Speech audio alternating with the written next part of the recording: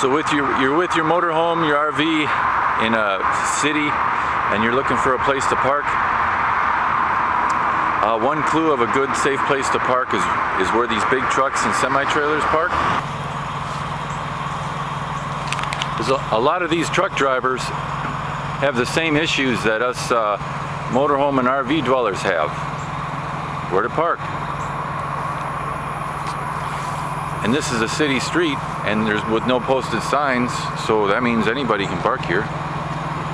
This is right around the corner from that Home Depot. So tip, when urban parking your motorhome, RV, look for big trucks.